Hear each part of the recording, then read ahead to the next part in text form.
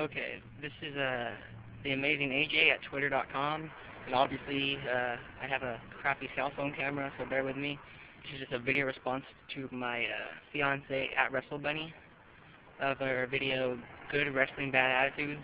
And so I pretty much have to say that I completely agree with that. I think that a lot of the wrestlers who have great ability, great look, just perfect marketability, you think they're awesome and stuff, and then they turn out to be kind of punks or just not really care that you're there.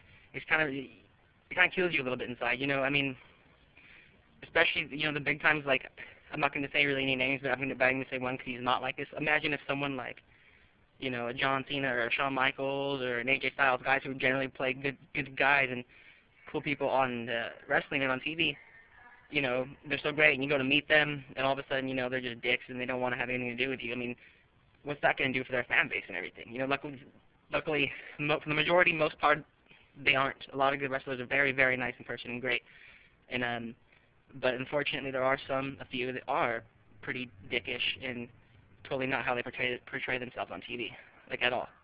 And some that you wouldn't even expect. Some that you think, wow, these guys are so lucky to be on TV. They're so lucky. Look how many fans they have. And then when you go and you meet them, I'm not going to name names, but they're going to not really give a crap if you're there. They're going to look like they're annoyed when you're there. You're going to sit there. Your little kid's going to come and ask for an autograph. And right while the wrestler's getting into an elevator, he's going to ask for an autograph, and the wrestler's just going to go and hit the call button and stick his tongue out like it's a fucking joke. I mean, that's disrespectful, and the fans still love them for it. So I think that, I've heard that some people need to, some people say, oh, well, don't care how they are in real life, just how they are on TV, and I can understand that. But at the same time, you're obviously going to like somebody who's nicer more to you. If when you meet them, if they're an idol, a longtime fan, and then they're cool with you and they interact nice with you, of course you're going to like them even more. And I can totally understand if somebody would totally not like somebody just because they're mean. That's totally understandable. I wouldn't want to go up to somebody that I've been watching for years on TV and finally get a chance to meet them, and all of a sudden they're just going to be like no, or not care, or just totally act like they don't give a crap who you are. I mean, they're getting paid to be here, okay? I mean, we write their checks. The fans do write the checks because, the more fans you have, the more popular you're going to get, the more push you're going to get, and the more money you're going to make. So some of these,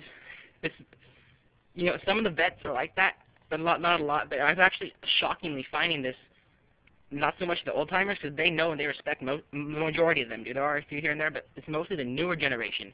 The guys who are in maybe their mid-20s, mid to late 20s, early 20s even, they think that they're all high and mighty because they're on TV and they have a contract or some shit. And a lot of the young guys are kind of being dicks and kind of just not appreciating. And so I understand there's a lot of disrespect and concern over where the business is going in that regard, that they don't really know. They need to learn how to react, So I'm just basically making this video to give my thoughts. So.